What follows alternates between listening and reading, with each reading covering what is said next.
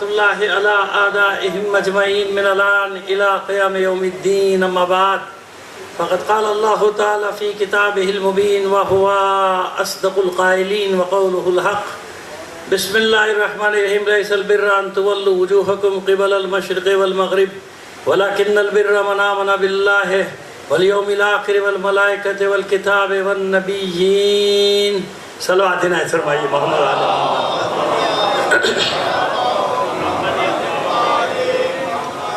عزیزان محترم، آپ سے درخواست کریں گے، یہاں بزرگ ہمیشہ میں آتا تھا، وہ استقبال کرتے تھے، بڑی محبت سے ملتے تھے. آغا مظہر علی صاحب ان کا انتقال ہو گیا، اور بھی اپنے تمام مرحومین، اس خاندان کے دیگر مرحومین کو بھی شامل کر لیجئے، تمام شہدائے ملت کو شامل کر کے ایک سورہ فاتحہ پڑھ کر بخش دیجئے.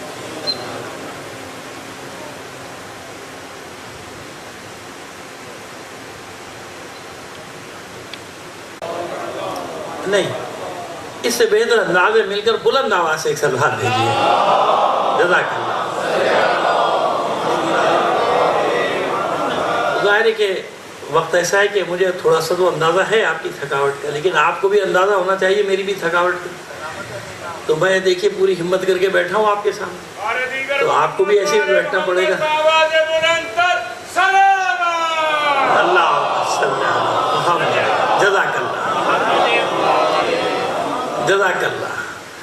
آج کل کے جو حالات ہیں نا، آپ ایک خبر پڑھ رہے ہوں گے، ٹی وی پہ روزانہ دیکھ رہے ہوں گے، خوارج خوارج خوارج، ہے نا. سرکاری سطح پہ کہہ دیا گیا کہ ان کو خوارج لکھا جائے. چلو خدا کا شکر ہے، آئندہ پھر نہ جانا، ہے نا. پتہ نہیں نا، بھروسہ نہیں. کہتے نا اسیٹس ہیں ہمارے، کیا ہیں یہ اسیٹس ہیں، تو پتہ نہیں ایسا نہ ہو بعد میں پھر جاؤ. لیکن ریکارڈ پر آ گیا، کیا کہا جا رہا ہے انہیں؟ خوارج. آپ کو ایک بات بتائیں، 2003 میں میں بڑی بات نہیں کر رہا، لیکن یہ بتا رہا ہوں کہ آپ لوگوں کی دعائیں ہیں، اللہ کا کرم ہے. 2003 میں ایک پروگرام ہو رہا تھا چینل پہ، وہ بیٹھے ہوئے تھے کچھ اور بھی ہمارے ساتھ، اور ایک بہت مشہور اینکر دنیا میں نہیں رہے، وہ بھی تشریف فرما تھے. تو بات ان کی چلی، کوئی بہت بڑا سانحہ ہو گیا تھا ایک، تو اس کے اوپر بات چیت ہوئی. تو میں نے، میرے منہ سے بالکل نکلا، میں دلیلیں دی، میں نے کہا خوارج ہیں اصل میں، ان کا اسلام سے تعلق نہیں ہے. تھوڑے پنپنا گئے تھے 2-3 مفتی جو بیٹھے ہوئے تھے. پنپناتا تو سمجھتے نا ہماری کراچی کی زبان ہے، تو بڑے پنپنا گئے تھے کہ یہ خوارج ہے. میں نے کہا بھائی خوارج ہیں، کیونکہ یہ کسی کو اپنے سوا مسلمان نہیں سمجھتے. میں نے ان کو کہا، میں نے کہا میں چیلنج کر رہا ہوں، وہ آپ کو بھی مسلمان نہیں سمجھتے جو ان کی حمایت کر رہے ہو.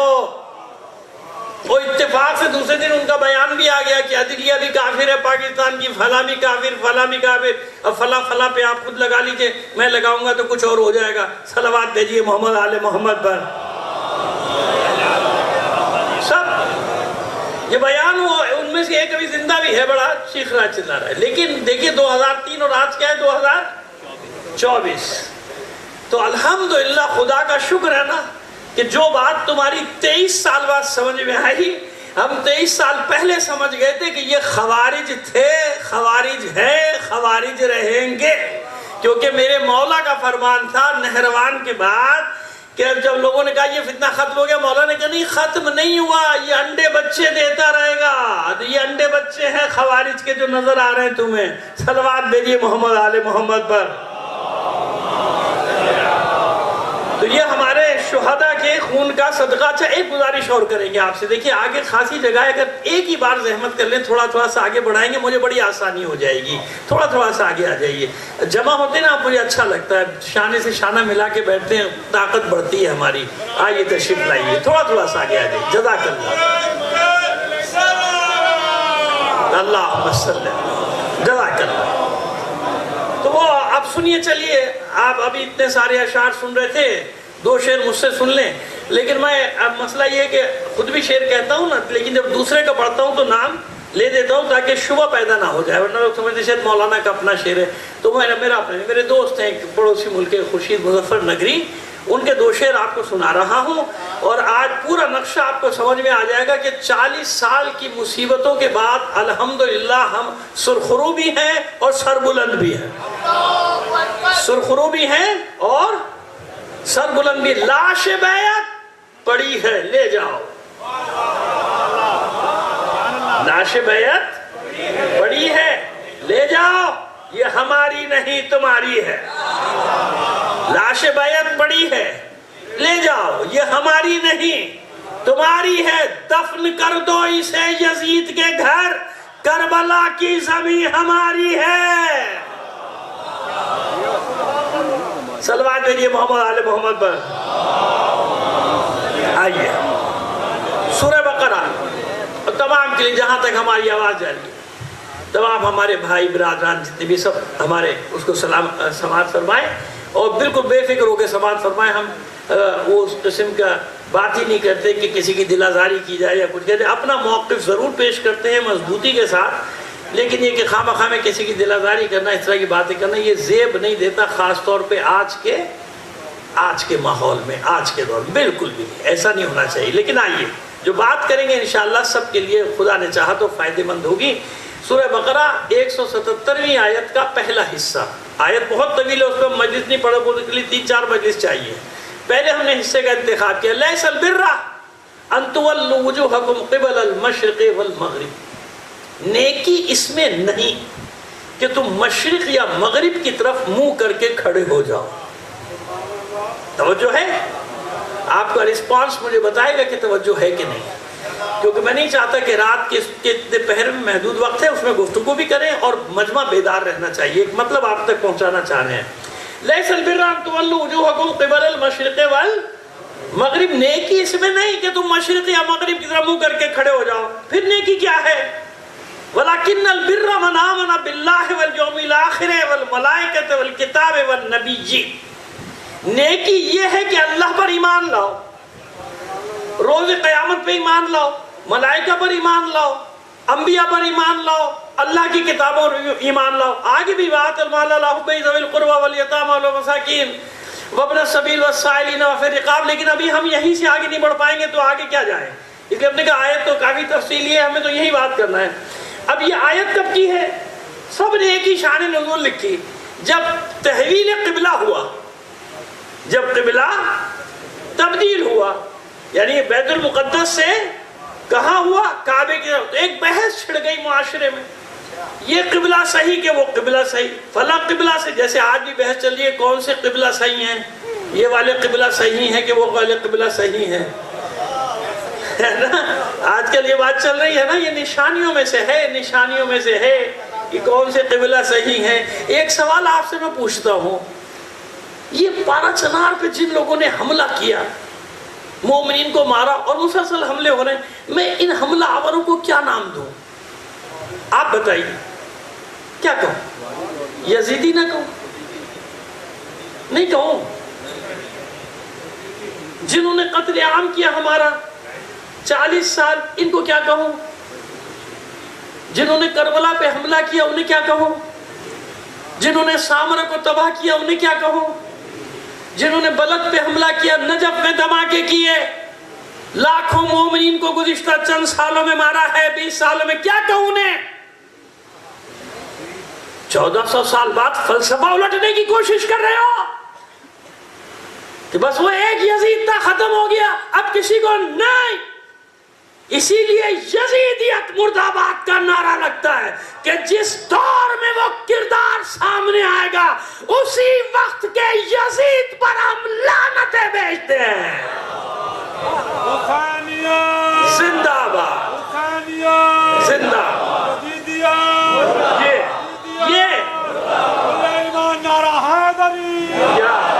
اب بھی کسی کی سمجھ میں نہیں آئے تو اپنی سمجھ کا ماتم کرو، اپنے علم کا ماتم کرو. اتنی سی بات نہیں سمجھ میں آ رہی کہ کیوں یزیدیت؟ کیا کہوں؟ تم نام بتاؤ نا، پھر میں ان کو کیا کہوں؟ کیا کہا جائے گا ان کو؟ اچھا چلو نہیں سمجھ میں آئی، اب بھی چلو ایک جملہ اور کہہ دوں. بیٹا موبائل بند کر دے، میرے بچے، میرے جان. یہ بن رہے تھے کہ اتنے سارے کیمرے مجھے مانیٹر کر رہے ہیں، مجھے معلوم ہے کیا کیا کمالات دکھاتے ہیں. ان میں سے کام کی نکالیں گے 2 منٹ کے، میرے ریکارڈ لگا دیں گے، پھر میں چیختا پھروں گا، مجھے بھائی میں نے یہ نہیں کہا تھا، پوری تو سن لو، 10 منٹ کی تقریر تو سن لو میری بھائی، پوری 1 گھنٹے کی تو سن لو. یہ آج کل چل رہا ہے، لیکن یہ نہیں پتا کہ کتنا بڑا گناہ ہے. دیکھیے ہم آپ کو 1 منٹ میں، بیٹا سب بچے متوجہ ہو، خاص طور پہ جوانوں بچوں کو ایک مسئلہ بتانا چاہ رہا ہوں فقہی. دیکھیے آپ نے سنا ہے، سب جانتے جتنے ہم جب کوئی ایک نیکی کرتے ہیں وہ جہاں تک جائے ثواب ہے نا، لاکھوں تک جائے ثواب ہے کہ نہیں ہے؟ اور جب کوئی بدی کرے گا لاکھوں تک جاتا ہے، جائے گا نا، کوئی بھی برا کام کرے گا جہاں تک اس کے اثرات مطلب جائیں گے وہاں تک عذاب بڑھتا جائے گا نا۔ اسی لیے تو آج تک یزید پہ لعنتیں بھیجتے رہو، ہے نا، جا رہے ہیں نا۔ ہاں بیٹا، ویورشپ کے چکر میں، چند سبسکرائبر کے چکر میں ایک بھیانک ہیڈنگ لگائی اور 2 منٹ اس کی بیچاری کی 1.5 گھنٹے کی تقریر میں سے 2 منٹ کی بات نکالی اور لگا دی اور خوش ہو گئے آپ، او مجھے تو 2 لاکھ مل گئے۔ نہیں، 2 لاکھ گنا مل گئے بھائی، سمجھے؟ اگر انتشار پھیلا، قوم میں انتشار پھیلا وہ الگ، جھوٹ پھیلا وہ الگ، اور سوچ ہی نہیں رہے ہوگا اچھے بھلے دیندار لوگ یہ کام کر رہے ہیں۔ بھائی کوئی اچھی بات، کوئی پازیٹیو بات چلاؤ جس سے قوم کی ہمت بڑھے، جس سے قوم کا حوصلہ بڑھے۔ پوری میں مثال دوں آپ کو، سنیے، میں ایک جگہ پڑھ رہا تھا امام جعفر صادق علیہ السلام کا مناظرہ، میں نے کہا توجہ رکھیے گا، میں بہت محدود وقت ہے، میرے بچے نے مجھے بہت ساری باتیں کہی، اللہ اس کو سلامت رکھے اور ہمارے ایسے جوانوں کو سلامت رکھے، میں خدا دل سے دعا نکلتی ہے کہ اس نے خود مجھے اتنی باتیں بتائی کہ میں حیران ہو گیا کہ جب تک یہ شعور موجود ہے قوم میں، کوئی اس قوم کو شکست دے ہی نہیں سکتا ہے، بات ہے شعور کی۔ تو وہ میں نقل قول کر رہا تھا، ایک مناظرہ امام کا بصرے سے ایک گروہ آ گیا تھا، حدیثیں بیان کر رہا تھا، جھوٹی حدیثیں۔ اچھا امام کو پہچانتا نہیں تھا، امام کے سامنے بیٹھا کے فلانے نے یہ کہا، اس میں ایک اس نے حدیث بیان کی، امام نے کبھی اور سناؤ، امام کو نہیں پہچانتے۔ یہ بڑا تفصیلی موضوع ہے، ہم نے پڑھا ہے اشرا، اسی میں سے کسی نے یہ کرتب کرنے کی کوشش کی تھی، لیکن اللہ نے میری عزت رکھی اور لوگوں کو معلوم ہوا تھا، لوگوں کو معلوم تھا کہ بکواس کر رہے ہو، پوری تقریر تو سنو مولانا کی۔ مولانا نے کہا کہ اب میں اس کا قول نقل کر رہا ہوں کہ امام نے کہا کہ بتاؤ کیا، تو اس نے کہا، اب یہ خوارج نے کہا کہ امام نے فرمایا، یعنی جعفر ابن، وہ امام تو نہیں کہتے تھے نا، جعفر ابن محمد نے کہا کہ کل نبیذ حلال الا الخمر، ہر قسم کی شراب حلال ہے سوائے انگور کی شراب کے۔ اب میں نقل قول کر رہا ہوں نا، اب اس نے کیا کیا، وہ اڑا دیا۔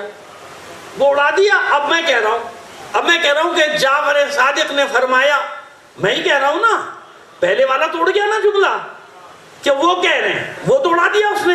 جعفر صادق نے فرمایا کل نبیذ حلال الا الخمر، ہر قسم کی شراب حلال ہے سوائے انگور کی شراب کے۔ 10 سیکنڈ کتنے لگے؟ 10 سیکنڈ کی کلپ آ گئی۔ اب آگے بڑھانے والوں کو کچھ نہیں پتا کہ پہلے کیا کہا ہے، بعد میں کیا کہا، اس کا جواب دیا نہیں دیا، لوگوں کو کھیل چاہیے، غلط۔ کوئی عزت دار نہیں چھوڑا تم لوگوں نے، پوری قوم میں کوئی شخص نہیں بچا جس کی عزت چھوڑ دی ہو تم۔ لوگ اعتبار کس پہ کریں گے پھر، بھروسہ کس پہ کریں گے پھر؟ جھوٹ کا بازار گرم کر دیا، اور سوچ نہیں رہے ہو کہ کتنا بڑا عذاب اپنے سر لے رہے ہو قوم میں انتشار پھیلانے کا، کتنا بڑا گناہ۔ سمجھ میں آئی ہماری بات؟ سمجھ میں آئی ہے تو آپ کی صلوات کی آواز بتائے گی کہ آپ کو سمجھ میں آئی۔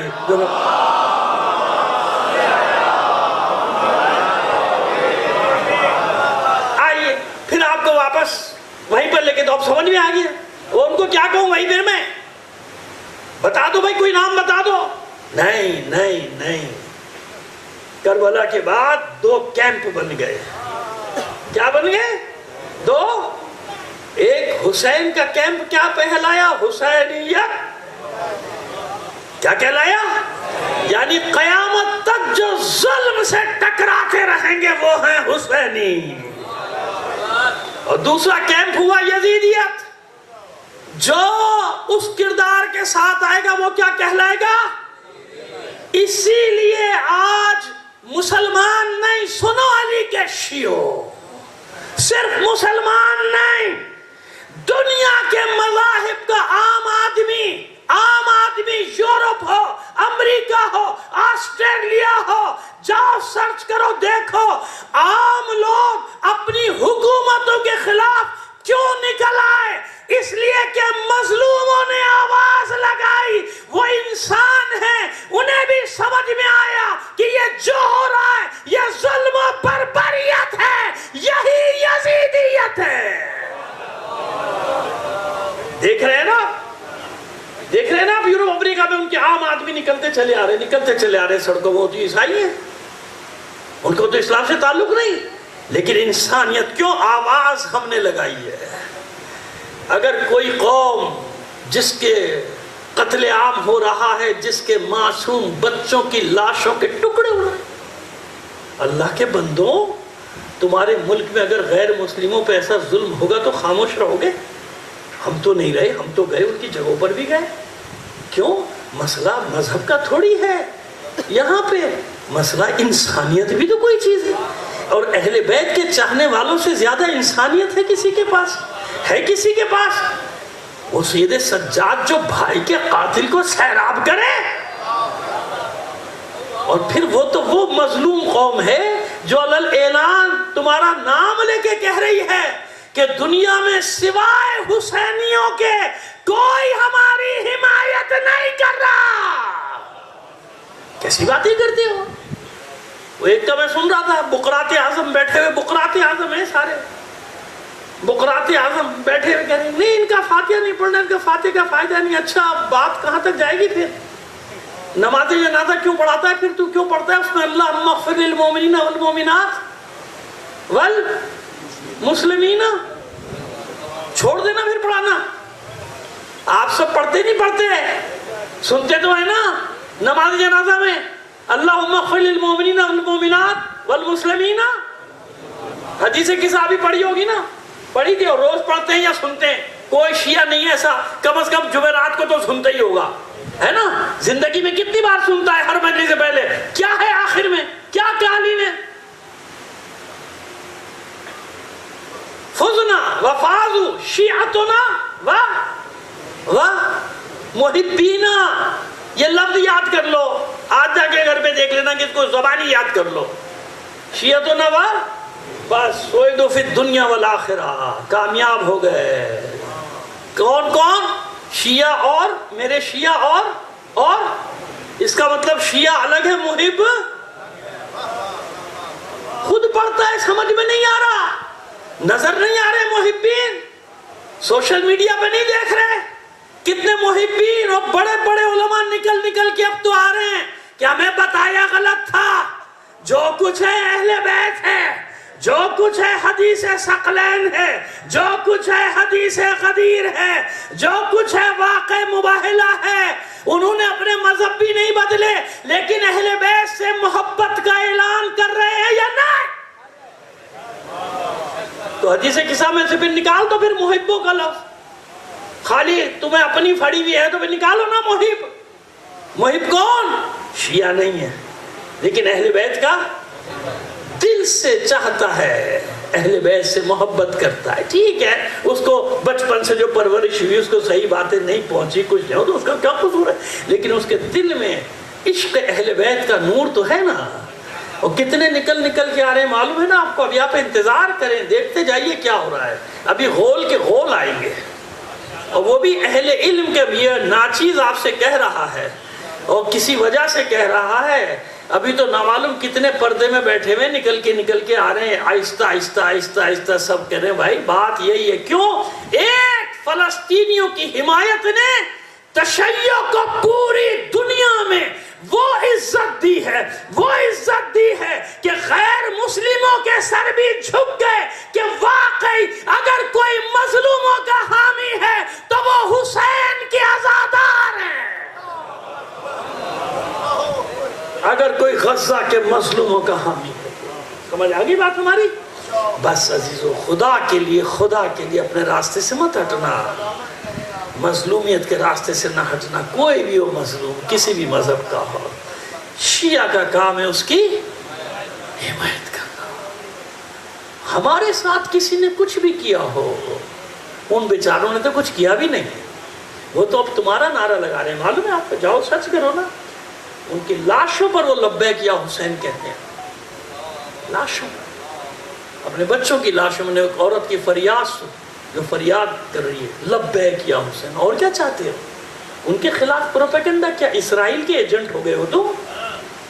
لگ تو ایسے ہی رہا ہے، کوئی ٹاسک مل گیا تم کو، اس ٹاسک پہ کام کر رہے ہو کہ شیعوں کو اس حمایت سے کسی طرح علیحدہ کر دیا جائے۔ تم جیسے پتہ نہیں کتنے آئے اور تاریخ کے سیاہ بابوں میں گم ہو نہیں سکتا کہ حسینی اپنا راستہ چھوڑ دیں. چھوڑ ہی نہیں سکتے. کیسے ہو سکتا ہے؟ مظلوموں کی حمایت کو چھوڑ دیا جائے. صلوات بھیجیے محمد آل محمد پر.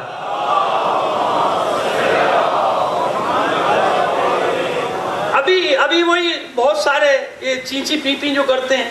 ابھی شہدائے پاکستان کے فاتحہ پڑھوا رہے تھے. میں نے کہا کیوں بھائی تفریق کی کہ نہیں کی؟ الگ الگ کیا نہیں کیا؟ اب شرمندہ منہ اتنا سا. میں نے کہا اب کیوں پڑھوا رہا ہے فاتحہ؟ الگ کرنا بھائی. تو سارے شہدائے پاکستان کا آپ سب سمجھ لیں شہدائے پاکستان میں کون کون شامل. اب کیوں پڑھوا رہا ہے فاتحہ؟ کیوں اوپر سے ڈنڈا آ رہا ہے؟ وہاں کے لیے یہ ان مظلوموں کے لیے یہ بکواس کرتے ہیں جن کے گوشت کے چتھرے ہوئے. یہ ہزاروں کے علاوہ پتہ نہیں 1 لاکھ تو دفنے ملبے میں. انسان بنو. تمہارے سینوں میں انسان کا دل نہیں ہے جو اس قسم کی باتیں کرتے ہو؟ حیوان پہ ظلم ہوتا نہیں دیکھ سکتا شیعہ، تم کیا باتیں کر رہے ہو؟ اس حسین کے ماننے والے جس نے حر کے لشکر کو پانی پلایا تو حر کے لشکر کو فکر نہیں تھی اپنے جانوروں کی، مگر حسین کو تھی. ٹھیک ہے نہیں تھی؟ حسین کو ان جانوروں کی فکر تھی ان کے حیوانوں کو پانی پلاؤ. اس ضامن آہو کے ماننے والے ہو جس نے ضمانت لی تھی، یاد ہے؟ بھولے تو نہیں ہو؟ کیا باتیں کرتے ہو؟ کس طرح ہماری قوم کو ڈالنا چاہتے ہو، بہکانا چاہتے ہو؟ نہیں نہیں نہیں، ہو نہیں سکتا. ہم کبھی اپنے مولا کے فرمان کو بھلا ہی نہیں سکتے. کون علی ظالم خصمن وللمظلوم اونا. شیعہ سنی تھوڑی کہا میرے مولا نے، مسلم غیر مسلم میں نہیں کہا. مولا نے 2 تقسیم کی، ظالم کے دشمن اور مظلوم کے مددگار. ظالم ہماری صفوں میں ہوگا، اس کے بھی دشمن. مظلوم کہیں بھی ہوگا. یہ مولا کہہ رہے ہیں، میں تھوڑی کہہ رہا ہوں. سمجھ آ گئی بات؟ آئیے پھر واپس آپ کو لے کر آئے. ایک صلوات بھیجیے محمد آل محمد پر.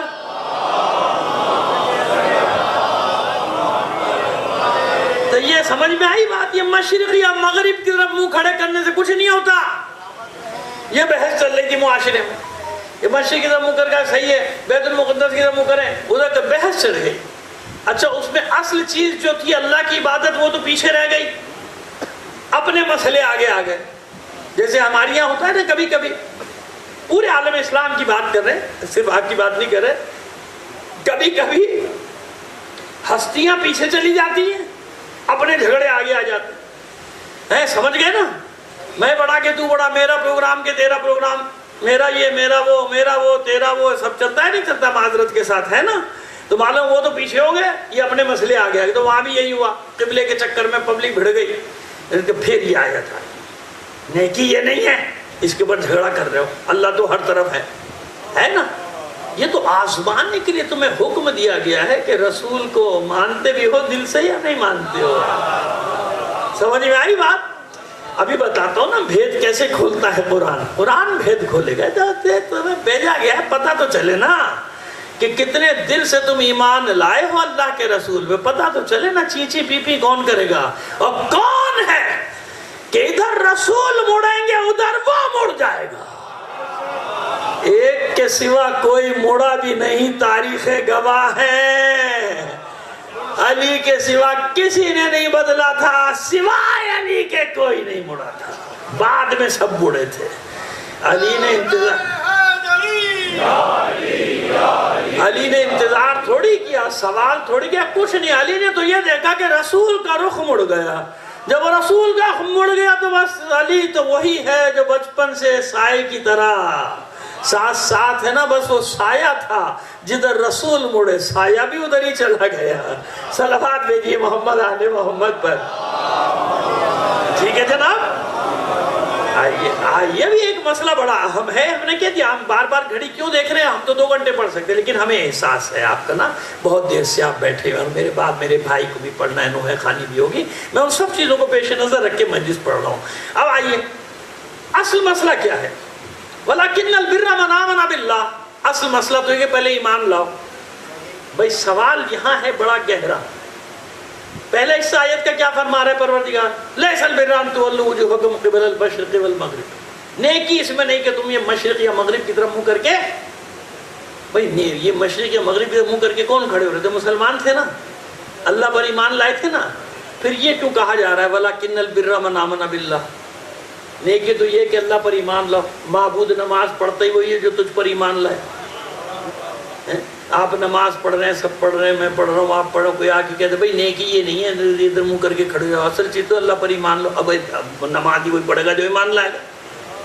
تو سوال ہو گیا نا پیدا، آیت میں ہی سوال آ گیا نا کہ ابھی یہ کہا جا رہا ہے کہ نیکی یہ نہیں ہے کہ مشرق یا مغرب کی طرف منہ کر کے کھڑے ہو جاؤ.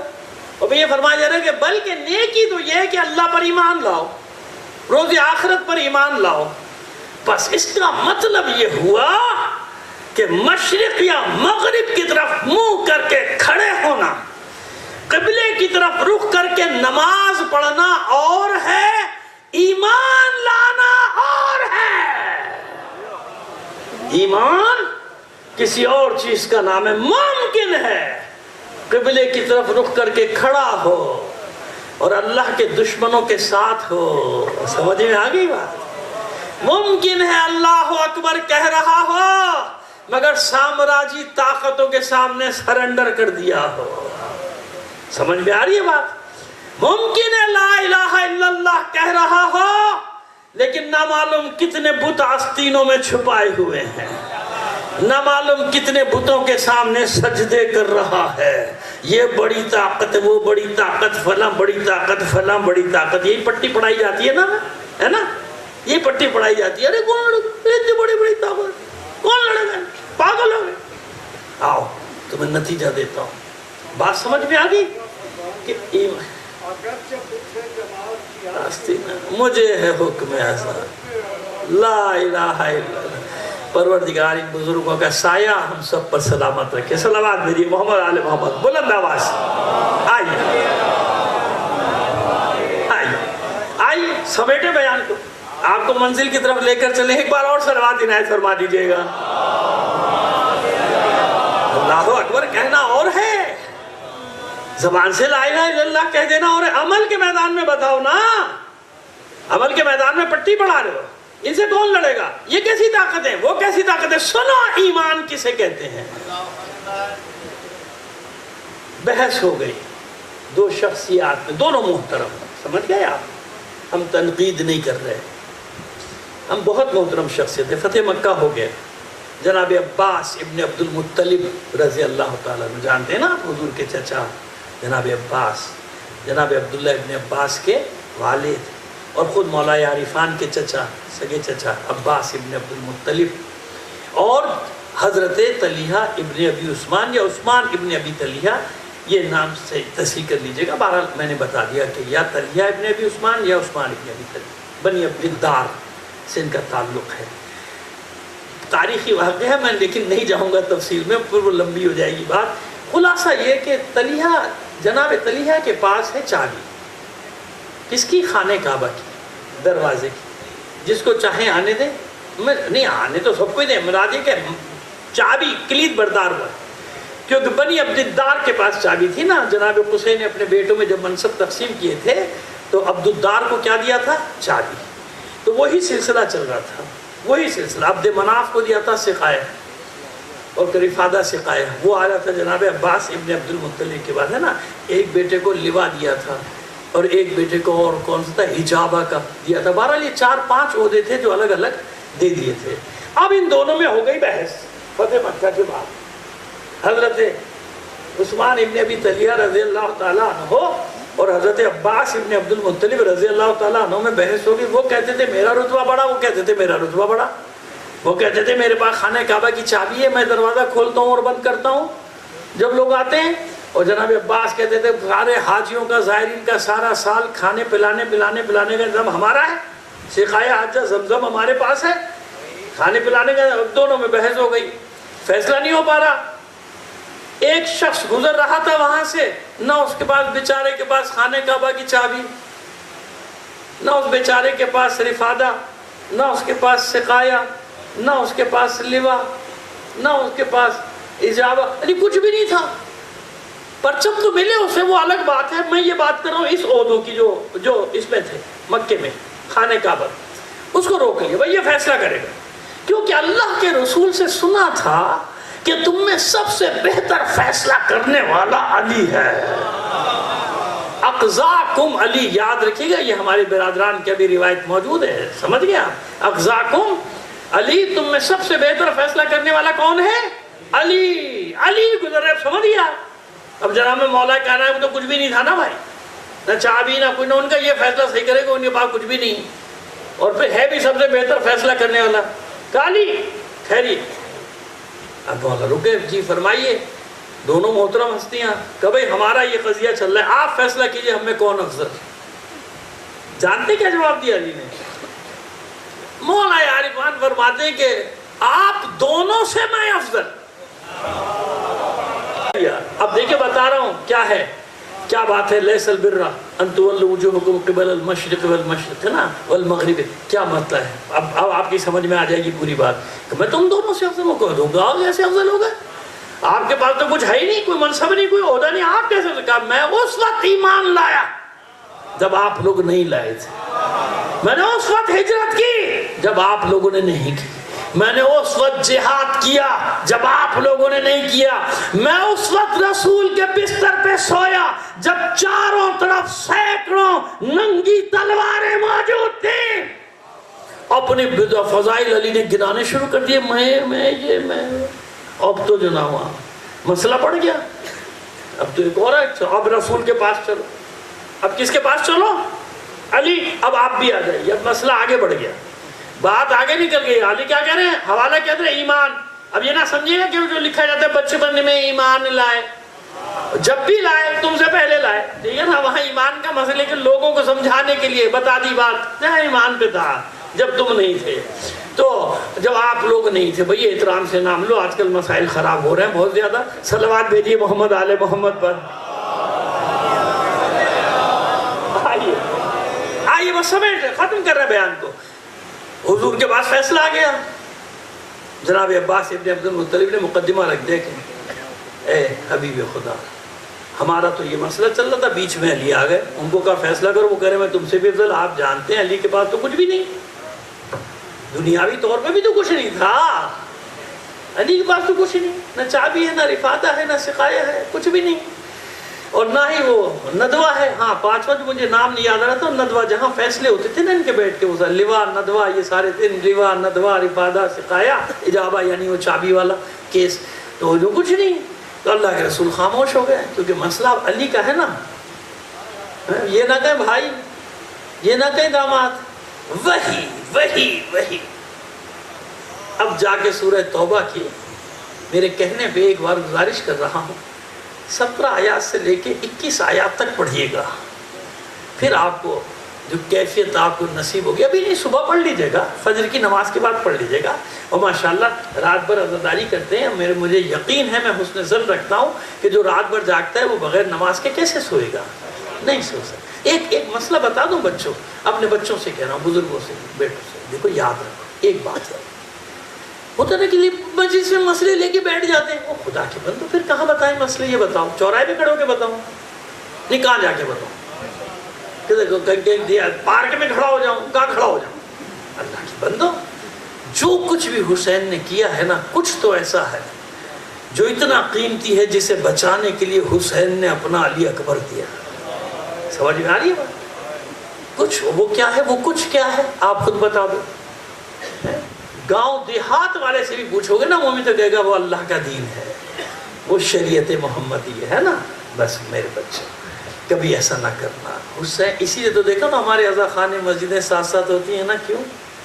حسین کو اتنا خیال ہے اس مسئلے کا کہ حسین کو اپنی زیارت بھی قبول نہیں ہے 2 رکعت نماز کے بغیر، ہے نا. ہے زیارت وارثہ، اللہ کو نہ بھولنا، اللہ کو. اور نماز کے بعد زیارت. آپ نے رشتہ دیکھا اللہ اور حسین کا تعلق دیکھا؟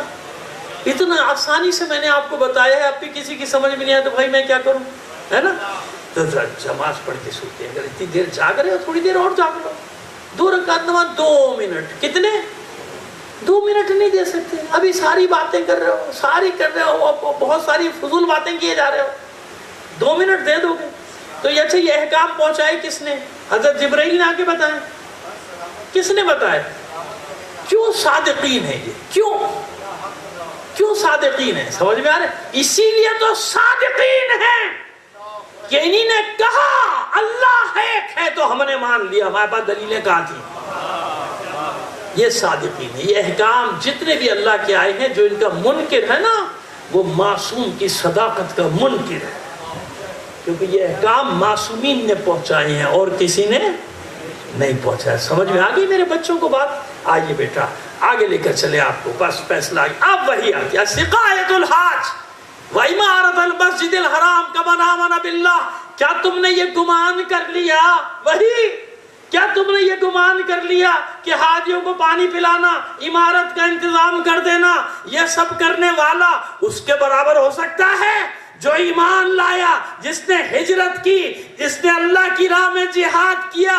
لا یستوون، کبھی بھی یہ دونوں برابر نہیں ہو سکتے۔ کعبے کی چابیاں رکھنا اور بات ہے، کعبے کا پاسبان ہونا اور بات ہے۔ اب بھی چابیاں کسی نہ کسی کے پاس تو ہیں، لیکن پاسبان وہی ہے جو آئے گا۔ سمجھ میں آ گئی؟ کیوں آئے گا؟ جبھی تو آئے گا جب کفار کے لشکر پہنچ چکے ہوں گے وادی بیضا تک، اور آثار بھی نمودار ہو رہے ہیں، نشانیاں ظاہر ہو رہی ہیں کہ نہیں ہو رہی؟ بس تو اب یقین رکھو اللہ کے وعدے پہ کہ اب کچھ نہ کچھ ہونے والا ہے، کچھ ظاہر ہونے والا ہے۔ حالات جتنے خراب ہو رہے ہیں، ہم جیسے لوگوں کے یقین میں اضافہ ہو رہا ہے۔ اب آئیے، کون ہے ایمان والے؟ ختم۔ مسائل کے لیے ربط دینے کے لیے دو چار لفظ آپ سے کہہ رہا ہوں۔ دجالی نظام پوری دنیا پہ حاوی ہو گیا نا۔ وہ دجال وہ ایک آنکھ والا آدمی نہیں ہوگا کوئی جس کے پیشانی پہ آنکھ ہوگی، یہ جو بچوں کو ڈرانے کے لیے بتایا تھے، وہ استعارے ہیں، علامات ہیں، جو روایات آئی ہیں نا، وہ کیا ہے؟ سمجھانے کے لیے۔ یہ گلوبل آئی کیا ہے؟ یہ دجال کی جو ایک آنکھ ہے وہ کیا ہے؟ Global I. یہ جو آپ کہتے ہو گلوبل آئی، یہ ہے وہ دجال۔ یہ ہے وہ دجال جو $1 کے نوٹ پر بیٹھا ہوا ہے، احرام مصر کی تصویر، اور اوپر نوک کے اوپر آنکھ، ایک آنکھ بنی ہوئی ہے دجال۔ سمجھ میں آ رہا ہے؟ اور یہ پورے سارے حربے جو بتائے گئے کہ روایت میں یہ ہوگا سب حربے سے حملہ کر دیا نا اس نے۔ فحاشی، اریانی، یہ وہ، جس کا جو پیسہ، بھوک، یہ آٹا دے گا، نمک دے گا، جو تمہیں چاہیے دے گا، وہ دے گا، وہ چاہے گا تو نہیں ملے گا۔ بجلی یا گیس، اب تو سمجھ میں آ رہا ہے، وہ چاہے گا تو ملے گی، وہ نہیں چاہے گا تو یہ دجال۔ پوری دنیا سرنڈر کر دے گی دجال کے سامنے، سجدہ ریز۔ وہی ہمیں پٹی پڑھائی جاتی ہے نا، پلانٹڈ دانشور، پلانٹڈ انٹلیکچل، پلانٹڈ تجزیہ نگار۔ پاگل ہیں لوگ، کہاں لڑیں گے؟ وہ یوں طاقت، یوں ماریں گے ہوا سے، تمہیں پتہ بھی نہیں چلے گا۔ یہ ہے دجالی نظام، اور یہی روایات میں کہ یہ عالم ہو جائے گا لوگوں کا کہ وہ جس کو چاہے گا وہ قوم باقی بچے گی، جس قوم کو چاہے گا مٹا دے گا۔ لیکن یہ سارے تجزیے کرتے ہیں، اس روایت کے لیکن کو نہیں دیکھتے کہ آخر میں ایک لیکن بھی ہے۔ سنو آخری حصہ روایت کا، لیکن مومنین کا ایک مختصر سا گروہ اس دجالی نظام سے ٹکراتا رہے گا، اس وقت تک ٹکرائے گا جب تک خدا کی آخری حجت ظہور نہیں کرتی۔ سمجھ میں آگئی بات؟ یہ دیوانے نہیں ہیں، یہ مٹھی بھر جو ٹکرائے ہوئے ہیں دجالی نظام سے، دیوانے نہیں ہیں۔ انہیں علی کے وعدے پر یقین ہے، انہیں اللہ کے رسول کے وعدے پر یقین ہے، انہیں حسین کے وعدے پر یقین ہے، انہیں اللہ کے وعدے پر یقین ہے۔ جس نے وعدہ کیا ہے بقیت اللہ خیر لکم ان کنتم مومنین، پاگل ہم نہیں ہیں، دیوانے ہم نہیں ہیں۔ یخادعون اللہ والذین آمنوا وما یخدعون الا انفسهم۔ یہ منافقین، یہ کفار، یہ مشرک مسخرہ کرتے ہیں، دھوکہ دیتے ہیں اللہ کو، یہ سمجھتے ہیں دھوکہ دیتے ہیں مومنین کو۔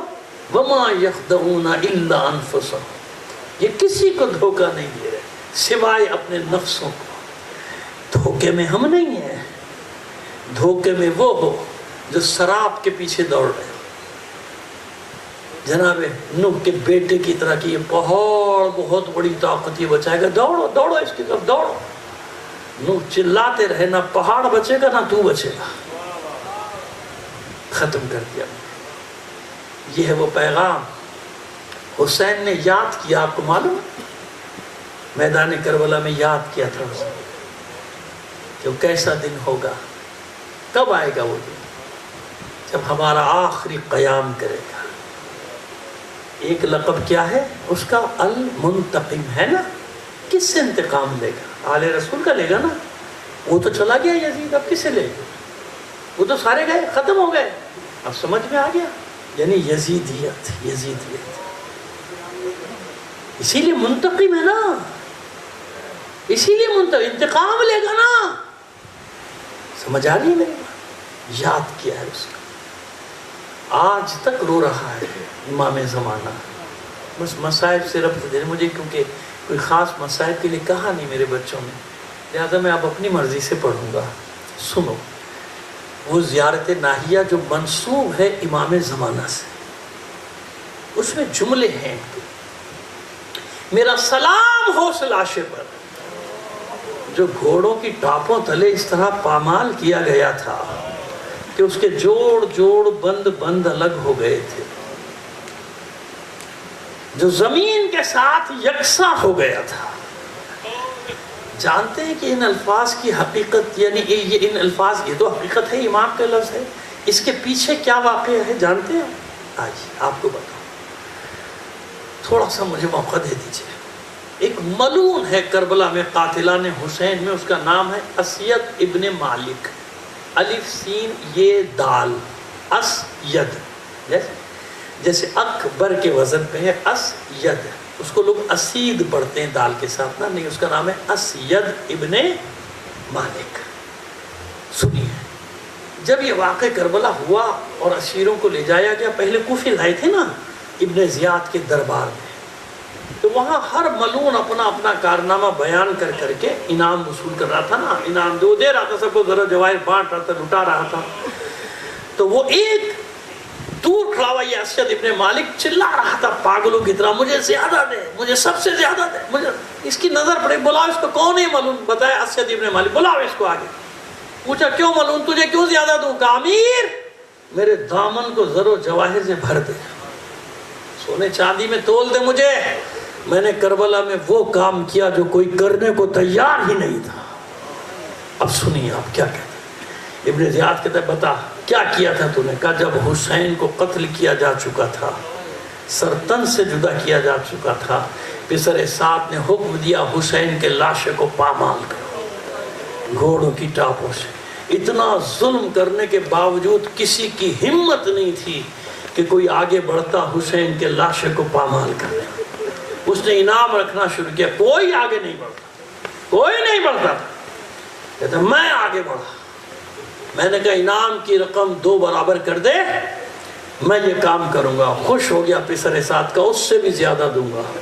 کہتا ہے کہ میں نے اپنے 10 ساتھیوں کے ساتھ، اور میں جب 10 ساتھی کہہ رہا ہوں تو یاد رکھیے وقت بچانے کے لیے نام نہیں لے رہا، 10 کے نام لکھے، 10 ملعونوں کے نام. 10 ساتھیوں کے ساتھ میں نے گھوڑوں کی نال بندی کی. اور سنا امیر، ہم نے حسین کی لاش پر ایک بار گھوڑے نہیں دوڑائے، ایک بار نہیں، ہم نے اتنی بار گھوڑے دوڑائے تھے کہ حسین کا لاشا زمین کے ساتھ ایسے ہو گیا تھا جیسے چکی کے 2 پاٹوں کے درمیان میں گندم کو پیسا جاتا ہے. اب سمجھ میں آیا؟ میں اس روایت پہ کبھی بھی نہیں پڑھتا، لیکن جب زیارت ناہیہ پڑھی ہے نا، اور امام نے فرمایا میرا سلام ہو اس لاشے پر جو اس طرح پامال کیا گیا تھا کہ اس کے جوڑ جوڑ بند بند الگ ہو گئے تھے، وہ زمین کے ساتھ یکساں ہو گیا تھا، زمین کے ساتھ یکساں. ایسا لاشا تھا کہ جب زینب پہلی بار بھائی کے لاشے پر آئی ہے نا، حیرت سے دیکھ کر کہتی تھی انت الاخی حسین، کیا تو ہی میرا بھائی حسین ہے؟ کیا تو ہی میرا بھائی حسین ہے؟ اب مجھے بتائیے کہ سکینہ نے کیسے ڈھونڈا ہوگا، کیسے ڈھونڈا ہوگا بابا کے لاشے کو؟ جب شام غریبہ میں خیمے جل رہے تھے نا، بیویاں بچے بکھر گئے تھے، یہ بچی دوڑ رہی تھی، اس کے دامن میں آگ لگی ہوئی تھی، چلاتی جاتی تھی بابا بابا بابا بابا چلا رہی تھی۔ تو شمر ملعون کی نگاہ پڑی تھی، سمجھ گیا یہ حسین کی بیٹی ہے جو حسین کو آواز دے رہی ہے۔ یہ ملعون آگے بڑھا تھا، مجھے معاف کر دیجئے گا مگر یہ روایت کا جملہ پڑھ رہا ہوں، اپنی طرف سے نہیں پڑھ رہا۔ مقتل میں جملہ ہے کہ اس ملعون نے بالوں سے اس 4 سال کی بچی کو پکڑا تھا اور بالوں سے پکڑ کے رخساروں پہ تماچے برسانے شروع کیے تھے۔ عزاداران حسین صرف تماچے نہیں، اس ملعون نے اس طرح سے گوشوارے کھینچے تھے کہ بچی کے کانوں سے لہو کی دھار جاری ہو گئی تھی۔ 10 سفر بھی ہے نا آج، مجھے یاد آ گیا، بس چند جملے بچی کے بارے میں سن لیجئے۔ میں یقین سے کہہ رہا ہوں آپ کو کہ کوئی سکینہ کے مصائب کی تفصیل بیان کر ہی نہیں سکتا۔ اتنے مصائب ہیں اس بچی کے، کربلا سے لے کر وہاں تک، شام کے زندان تک اتنے مصائب ہیں اس بچی کے، کوئی اس کی تفصیل بیان نہیں کر سکتا۔ سنیے کیوں گری تھی بچی راستے میں؟ نفس المحموم کی روایت ہے کہ پالانوں پہ، بے پالانوں کے اونٹوں پہ بیویاں تو بیٹھ گئی سہارا لے کے، بچے کیسے بیٹھتے؟ بچے گر جاتے تھے۔ تو ان ملعونوں نے اس 4 سال کی بچی کو ناکے کے گرد رسی سے باندھا تھا۔